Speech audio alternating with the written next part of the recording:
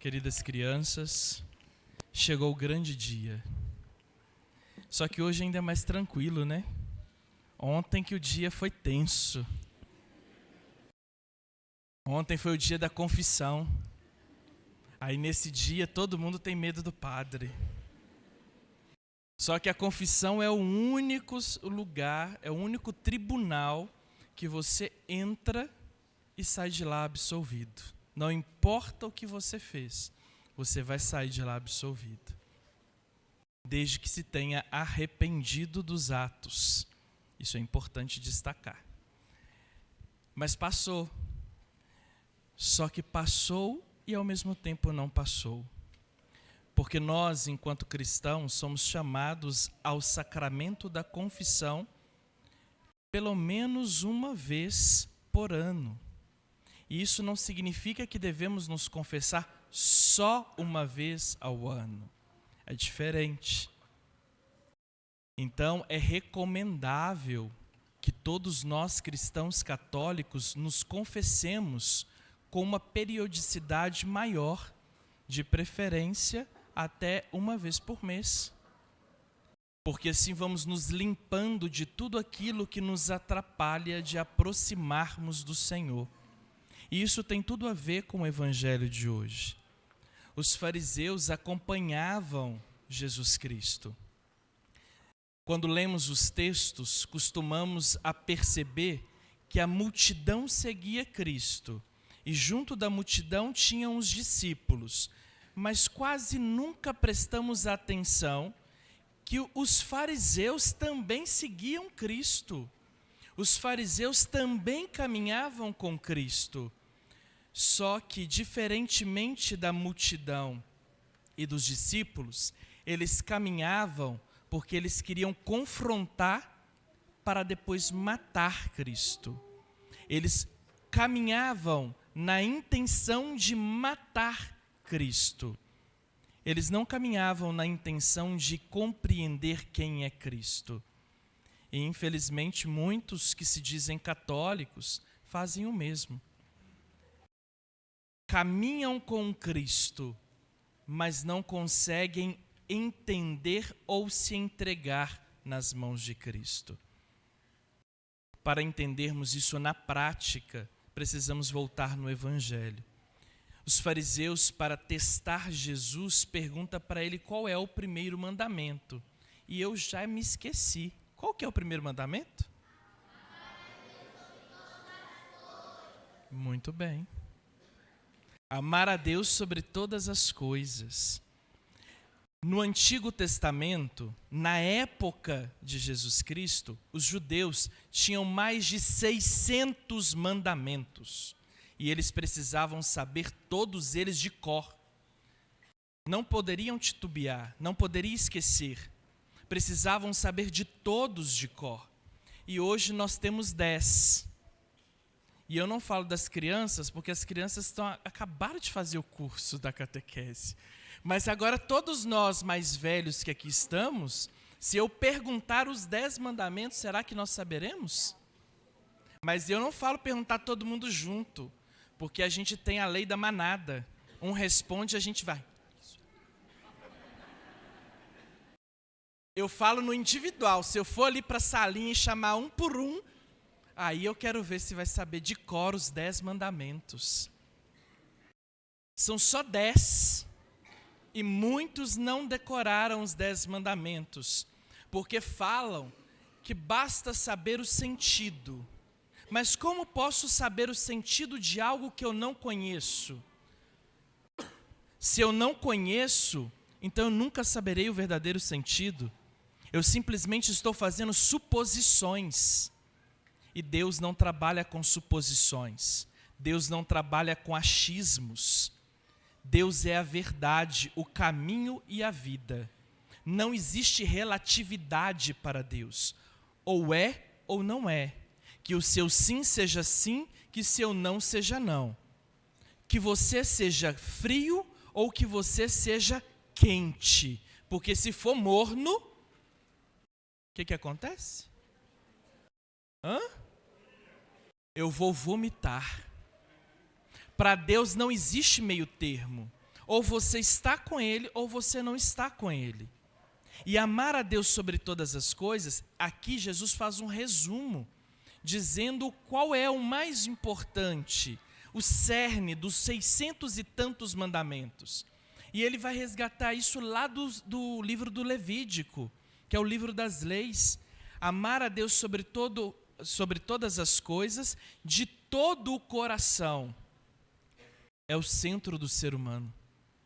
É amar com tudo aquilo que nós somos. Não é com aquilo que nós temos, mas é com aquilo que nós somos. Amar com tudo que é nosso. O coração, assim como está lá nos Provérbios. Onde está o teu coração? Onde está o teu tesouro? Aí está o teu coração. E aí essa pergunta nós podemos levá-la para casa. Onde está o teu coração? Onde é o seu tesouro? Onde você tem guardado o seu coração? O que é valioso para você? Ah, padre, para mim o valioso são os meus filhos. Então já começou errado. Seus filhos não devem ser a razão da sua vida. Porque você nasceu antes dos seus filhos e você nem sabia quantos filhos teriam. E se teria filhos, como que você vem dizer que a razão da sua vida são seus filhos? Ah, padre, mas eu não vivo sem ele. Então morra. Está fazendo hora extra. Porque os seus filhos vão te abandonar. Eles vão construir a casa deles, as famílias deles. Quem você nunca pode se esquecer é de Deus. A única pessoa que nunca vai te abandonar é Deus. Custe o que custar, quem sempre estará com você é Deus. Acorde para a vida, meus filhos, enquanto tem tempo. Nós somos filhos também. Por mais que já somos pais, mas também fomos filhos. E qual é a nossa presença na casa de nossos pais? Prestem atenção. Quantas vezes vamos à casa de nossos pais por semana? Quantas vezes lembramos de ligar para nossos pais? Mas nós também já fomos a razão da vida deles. E agora vocês vêm dizer que a razão da vida de vocês são seus filhos? Então por que vocês não continuam dentro da casa de seus pais? Todos nós seguimos caminhos e precisamos seguir. Criamos os nossos filhos, mas não para nós, mas para Deus. Por isso que São Tomás de Aquino vai nos ensinar que o fim último de tudo aquilo que nós fazemos precisa ser Deus. Se eu tenho filho, o fim último é Deus. A minha criação, a criação que eu dou para os meus filhos, ela tem que ser voltada para Deus, não é para mim, porque senão eu gero dependência emocional. Eu não vivo sem fulano, eu não vivo sem cicrano. Dependência emocional nada tem a ver com o primeiro mandamento. Amar a Deus sobre todas as coisas. E aí Jesus vai dizer, amar a Deus de todo o teu coração, de toda a tua alma. E aí nós corremos o risco de viver, mas sem viver. Corremos o risco apenas de sobreviver. Porque vivemos em função do dinheiro. Não, padre, você está doido? Eu não vivo em função do dinheiro. Não, que horas que você pega serviço e que horas que você larga serviço? Quantas vezes por dia você trabalha? Por dia não, por semana você trabalha. Quais são os momentos que você tem para ficar em casa? Com a sua esposa, com seu marido, com os seus pais, com os seus filhos? Quanto tempo você gasta com as pessoas? E quanto tempo você gasta com o seu trabalho? Você vai morrer, e não é praga de padre, mas é a lei natural. Todos nós iremos morrer. E quando esta hora chegar, a única coisa que nós levaremos são os momentos que nós compartilhamos com os outros. Não é aquilo que trazemos nas nossas contas bancárias. Não é aquilo que possuímos. Por isso que os antigos têm uma sabedoria de que caixão não tem? Então por que vivemos em função de objetos materiais?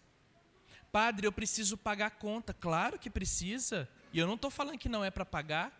Mas eu só quero te mostrar que nós vamos morrer e as contas vão continuar.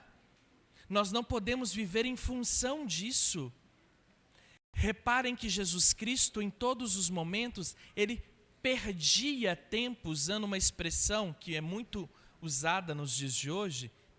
Ele gostava de perder tempo em volta de uma mesa para comer com os seus. Quantas vezes nós sentamos à mesa para comer com os nossos? Quantas vezes durante a comida como foi seu dia? Normalmente a conversa não é assim.